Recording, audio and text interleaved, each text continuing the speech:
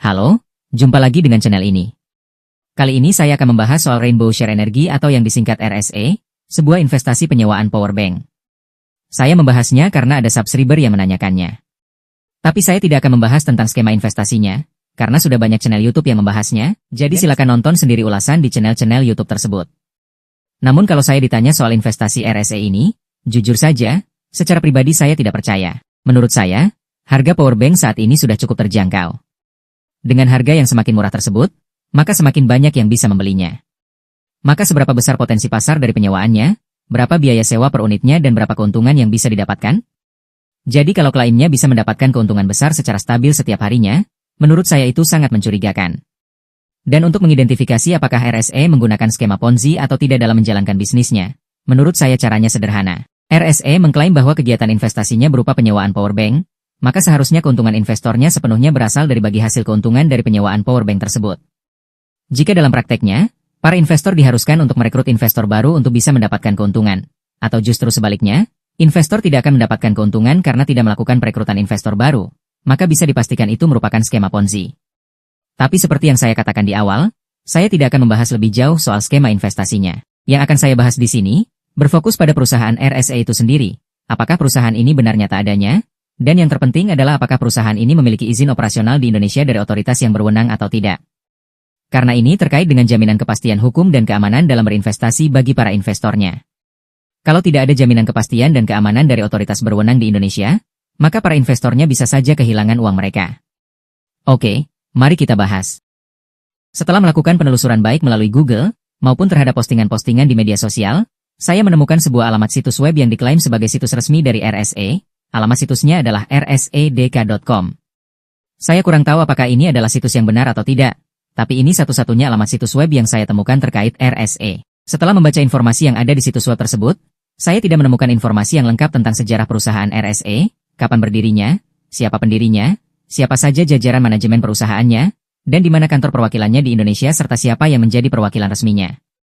Informasi yang tersedia hanyalah profil singkat perusahaan dan alamat kantor pusat yang ada di Hong Kong. Tampilan bukti legalitas yang ada di situs web tersebut juga hanya tampilan yang ketika diklik, tidak bisa menunjukkan bukti-bukti legalitas tersebut. Menurut saya, investasi dengan profil perusahaan seperti ini patut untuk diwaspadai. Sudah banyak kasus penipuan investasi bodong yang menggunakan profil perusahaan asing yang informasinya tidak tersedia secara lengkap dan jelas di situs resminya. Isi situs web yang minim informasi seperti ini merupakan ciri khas dari situs web investasi bodong. Dari kasus-kasus investasi bodong skema Ponzi yang selama ini terjadi di Indonesia, semakin banyak yang menggunakan profil perusahaan fiktif yang hanya sebatas bermodalkan bukti pendaftaran badan hukum di Ditjen AHU seperti PT, CV, perseroan perorangan, dan juga bukti NPWP. Ini tidak bisa menjadi dasar legalitas kegiatan sebuah investasi. Izin di Ditjen AHU sebatas izin pembentukan badan hukum, bukan untuk kegiatan investasinya. Begitupun dengan NPWP yang merupakan bukti kewajiban pajak, bukan legalitas dari kegiatan investasi. Sejak diterbitkannya Undang-Undang Cipta Kerja Nomor 11 Tahun 2020, seluruh proses perizinan usaha kecuali usaha sektor keuangan, dilakukan melalui layanan online single submission atau disingkat dengan OSS, yaitu perizinan berusaha terintegrasi secara elektronik. OSS merupakan aplikasi berbasis web yang digunakan untuk mengajukan perizinan dan pengaduan. Layanan ini diluncurkan pada 9 Agustus 2021 di Pusat Komando Operasi dan Pengawalan Investasi, Kementerian Investasi Badan Koordinasi Penanaman Modal. OSS diterbitkan oleh lembaga OSS atas nama menteri, pimpinan lembaga, gubernur, atau bupati atau wali kota. OSS berbasis risiko adalah perizinan berusaha yang diberikan kepada pelaku usaha untuk memulai dan menjalankan kegiatan usahanya. Jadi, bisa disimpulkan bahwa kegiatan investasi yang dijalankan oleh RSE harus memiliki izin usaha berbasis risiko yang disertai dengan adanya nomor izin berusaha atau NIB. Namun saya tidak menemukan informasi dan bukti legalitas ini di situs rsedk.com. Karena di situs tersebut terdapat informasi tentang alamat kantor pusatnya di Hong Kong, maka saya mulai membahasnya dari melakukan penelusuran terhadap alamat ini. Di situs itu disebutkan jika alamat kantor pusatnya terletak di Lucky Center Jalan Wan Chai nomor 165-171, lantai 15, nomor flat 1512. Setelah menelusuri alamat tersebut, saya menemukan ada begitu banyak perusahaan yang menggunakan alamat tersebut. Jika alamat yang digunakan adalah alamat yang sifatnya umum, misalnya Lucky Center nomor 165-171 lantai 15 tanpa nomor flat, maka tidak masalah jika terdapat beberapa perusahaan yang menggunakan alamat tersebut. Namun alamat yang digunakan oleh perusahaan-perusahaan tersebut adalah alamat detail dan lengkap yang sama, yaitu sebuah flat dengan nomor 1512. Bahkan alamat tersebut juga digunakan sebuah perusahaan yang telah mendapatkan pencekalan oleh Komisi Sekuritas dan Bursa Amerika Serikat.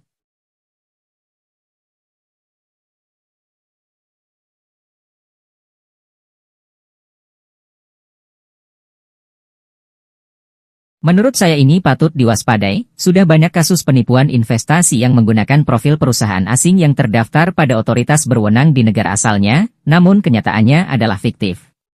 Faktanya, otoritas-otoritas berwenang tersebut hanya menerbitkan izin berdasarkan informasi yang diberikan oleh pendaftarnya tanpa melakukan verifikasi dan validasi terhadap kebenaran informasi tersebut. Saya juga temukan sebuah postingan di Facebook yang diklaim sebagai bukti legalitas dari RSA. Dari dokumen-dokumen tersebut terlihat sangat janggal, buram, dan terlihat sangat tidak rapi, seperti hasil editan. Salah satu dokumen terlihat sangat mencurigakan. Dokumen tersebut diterbitkan otoritas berwenang di Hong Kong, namun bahasa yang digunakan adalah bahasa Indonesia. Selanjutnya, saya juga menemukan begitu banyak berita tentang bantahan dari pihak RSA Indonesia terkait tuduhan terhadap RSA sebagai investasi bodong atau penipuan. Dari sekian banyak berita, portal berita liputan Bandung.com memuat bukti legalitas berupa dokumen izin usaha berbasis risiko dengan nomor izin berusaha 2708240047623. Setelah ditelusuri di situs OSS, NIB tersebut memang terdaftar atas nama Rainbow Share Energy dengan status aktif dan telah melakukan migrasi RBA. Silakan googling sendiri apa itu migrasi RBA.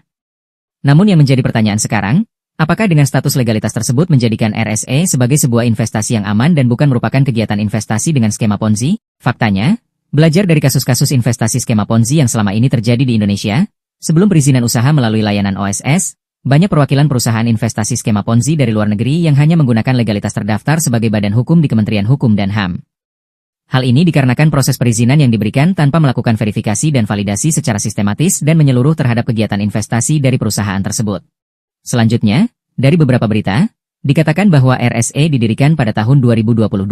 Pertanyaannya, dari mana asal info tersebut sementara tidak ada info tersebut di situs rsadk.com?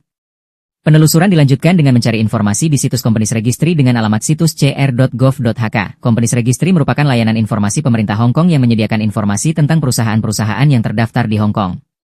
Karena tidak menemukan info yang akurat melalui penelusuran di situs tersebut, saya mengirimkan email ke alamat email resminya helpdesk@eservice.cr.gov.hk. Berikut adalah beberapa email yang saya kirimkan beserta balasannya.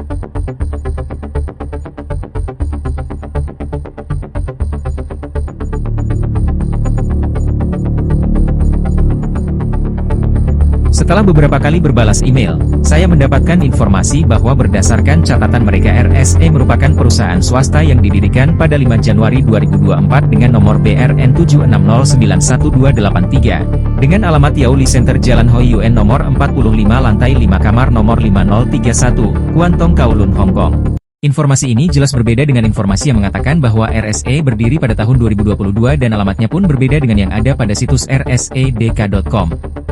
Penelusuran pun dilanjutkan untuk mencari informasi terkait alamat Yauli Center tersebut. Sama halnya dengan alamat RSA yang terdapat pada situs rsadk.com, saya juga menemukan beberapa perusahaan yang menggunakan alamat Yauli Center ini. Salah satunya adalah perusahaan bernama JDP Medical Technology. Dan dari sebuah dokumen gugatan di situs SEC, alamat tersebut terdaftar sebagai alamat dari seorang bernama Katarin Wang dengan perusahaannya yang bernama Mulit Group Ltd.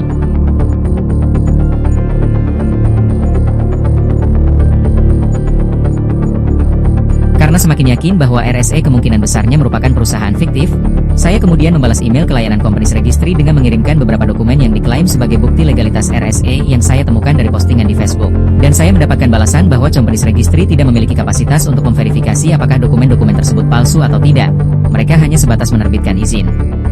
Selanjutnya mereka menyarankan untuk melaporkan ke Biro Kejahatan Komersial Kepolisian Hong Kong jika saya menjadi korban penipuan RSA. Lebih lanjut, saya disarankan untuk melakukan pencairan informasi perusahaan dengan mengisi formulir permohonan di situs eservice.cr.gov.hk. Dan setelah mengisi dan mengirimkan formulir tersebut, saya mendapatkan informasi bahwa RSA didirikan pada 5 Januari 2024 dengan nomor BRN 76091283. Info ini sama dengan info yang saya dapatkan melalui email. Namun sayangnya, untuk mendapatkan info yang lebih lengkap, harus membayar sebanyak $11 Hong Kong per item informasi dalam bentuk tampilan online atau sebanyak $141 Hong Kong untuk penerbitan sertifikatnya. Bagi yang berkelebihan dan ingin mengetahui info lengkap tentang RSA, dipersilakan. Dari hasil penelusuran ini, saya menduga bahwa RSA hanyalah sebuah perusahaan pemasaran yang berbranding produk yang diproduksi oleh perusahaan lain.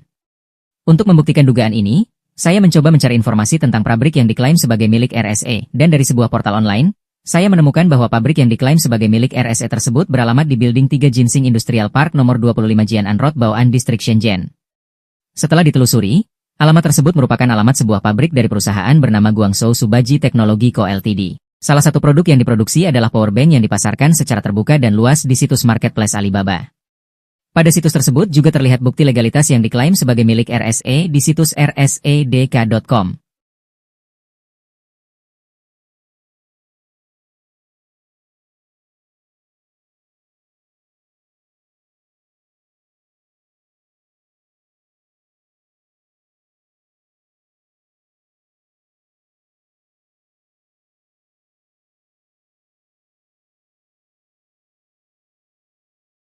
Jadi silakan nilai sendiri, apakah RSE merupakan bisnis yang jujur atau tidak.